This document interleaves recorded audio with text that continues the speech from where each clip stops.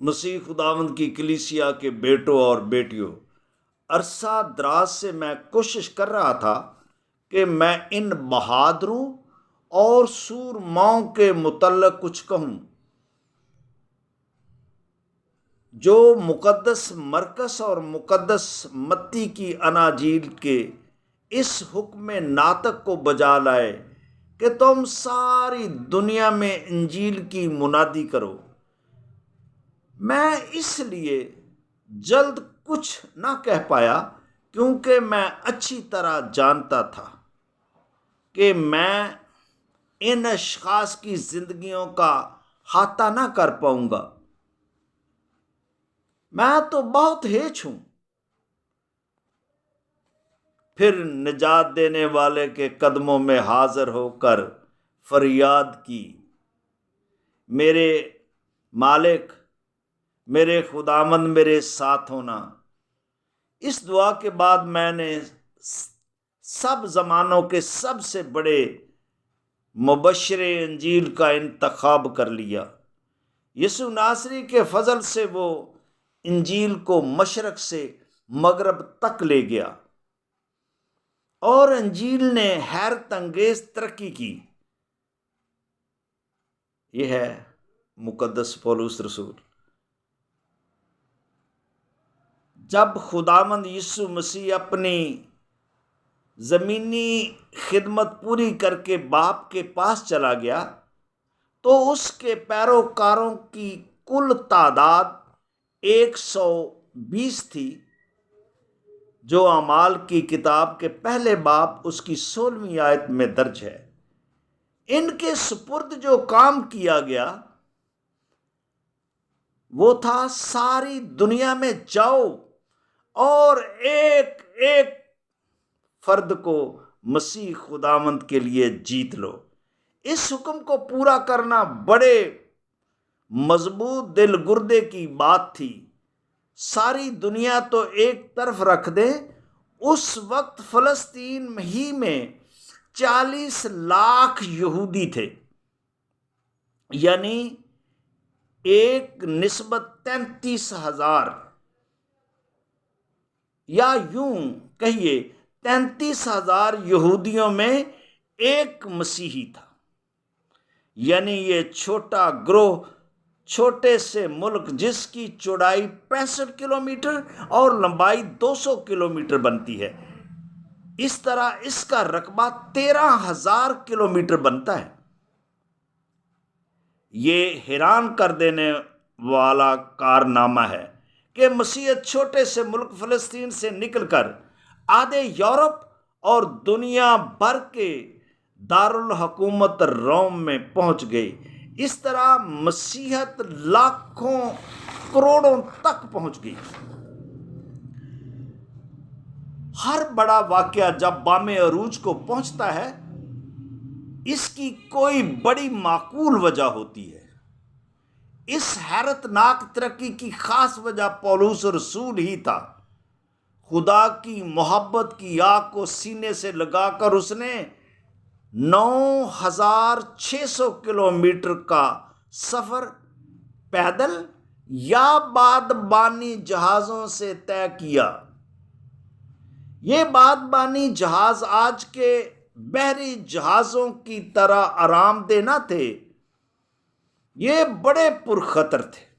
اعمال کی کتاب کے 27ویں باب اس کی 20ویں آیت میں ہے، طوفان کی شدت اس قدر بڑھ گئی تھی کہ بچنے کی کوئی امید باقی نہ رہی۔ اگر اعمال کی کتاب کے 27ویں باب کو سارا پڑھیں تو بخوبی وضاحت ہو جائے گی کہ بادبان جہازوں کا سفر کتنا پرخطر تھا۔ اگر ہمیں بادبان جہازوں کی ساخت اور اس کی پائیداری کے متعلق علم ہو جائے تو ہم سمندر میں اترنے کا نام بھی نہ لیں۔ لیکن پولس رسول نے ایشیائے کوچک اور آدھے یورپ کا سفر ایک فلمی ہیرو کی طرح پیدل طے کیا۔ جسمانی کمزوری یا معذوری قدم قدم پر اس کے آڑے آتی رہی، لیکن وہ ہار ماننے والا نہیں تھا، وہ سخت جان بن کر مقابلہ کرتا رہا۔ وہ اپنے دکھ کا ذکر دوسرا کرنتیوں اس کا 12 باب اور اس کی 7ویں آیت میں کرتا ہے کہ میرے جسم میں کانٹا چبو دیا گیا ہے، جو شیطان کا قاصد ہے۔ جس یونانی لفظ کا ترجمہ کانٹا کیا گیا ہے، اس کا ترجمہ کھونٹی یا موٹی کیل ہونا چاہیے، کیونکہ یہ تکلیف کانٹے کی چبھن کے برابر نہ تھی، بلکہ جسم میں اس کھونٹی کی تھی جو جسم میں تکلیف دینے کے لیے ہلائی جاتی ہے۔ یہ درد اتنی شدت سے ہوتا تھا کہ وہ مارے تکلیف کے دوہرا ہو جایا کرتا تھا۔ موجودہ سیاحوں کو یہ ملیریا ہوا ہے۔ ان کا کہنا ہے ایسا سر درد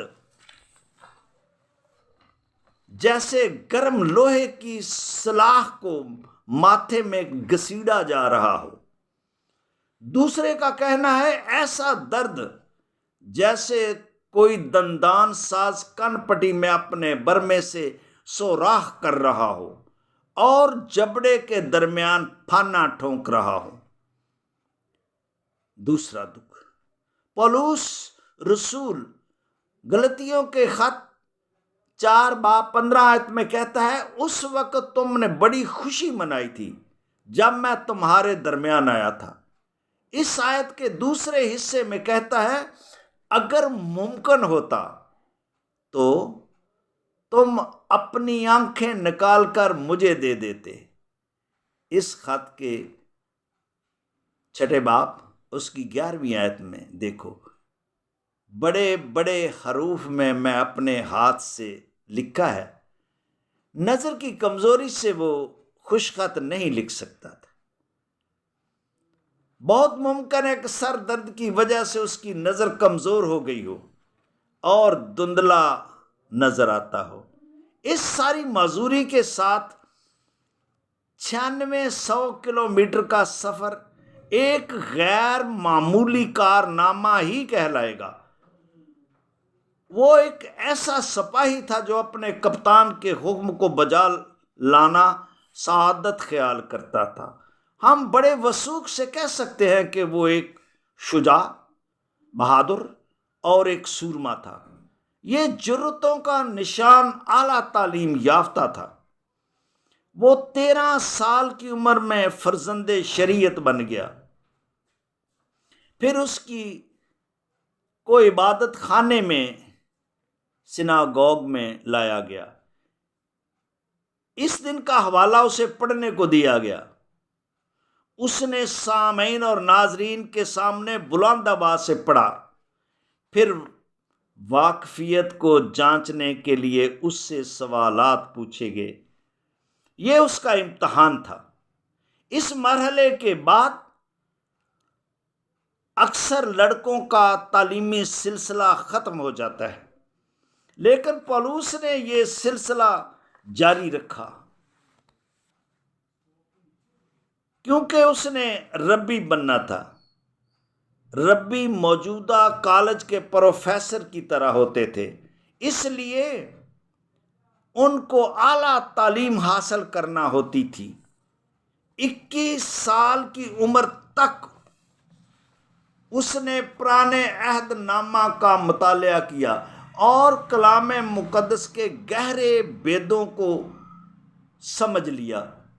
اعمال کی کتاب کے 26ویں باب اور 24ویں آیت میں رومن بادشاہ فیسٹس اس کے اعلیٰ تعلیم یافتہ ہونے کا ان الفاظ میں اقرار کرتا ہے، پولس تو زیادہ پڑھنے سے دیوانہ ہو گیا ہے۔ 26ویں باب ہی کی 25ویں آیت سے جو جواب پولس کی طرف سے آتا ہے وہ بڑا دلچسپ ہے۔ بادشاہ، میں حکمت اور حق کی باتوں کا قائل ہوں۔ 26वें बाब की 27वीं आयत से 29वें आयत से اس کی شجاعت کا اندازہ ہوتا ہے. جب وہ یہودیوں کی طرف سے لگائے گئے الزامات کی وجہ سے اگرپا بادشاہ کی عدالت میں اس رویا کی وضاحت کر رہا تھا جو اس نے دمشق کی راہ میں جاتے ہوئے دیکھی تھی. جب تفصیل سے کہہ چکا تو اگرپا بادشاہ متاثر ہوئے بغیر نہ رہ سکا. کہا، پالوس، میں تیری تھوڑی سی ترغیب سے مسیحی ہونے کے قریب ہوں. بادشاہ، آپ قریب ہوں یا بعید؟ ہتھ کڑیوں کو ہوا میں لہرایا اور کہا، آج سب جو میری سنتے ہیں میری مانند ہو جائیں سوائے ان ہتھ کڑیوں کے. اگرپا نے کہا، اگر اس نے بادشاہ کے سامنے مرافعہ یا اپیل نہ کی ہوتی تو اسے یہاں ہی رہا کیا جا سکتا تھا. یہ لکھا ہے اعمال کی کتاب کے 26ویں باب کی 32ویں آیت میں. بعد میں کیا ہوا؟ مشہور زمانہ ناانصاف بادشاہ قیصر نیرو نے اسے سزائے موت سنا دی تو دنیا کی سب سے بڑی سلطنت کے دارالحکومت روم میں یسوع المسیح کا سپاہی کا سر قلم کر دیا گیا. میں ناچیز اسے مرد حق کہوں، مرد خدا کہوں یا مرد میدان کہوں تو بھی اس کی اس عظیم خدمت کا احاطہ نہیں ہو سکتا. اب دوسری ویڈیو کے لیے مجھ ناچیز کو اجازت دیجیے. اگلی ویڈیو میں پھر ملاقات ہوگی.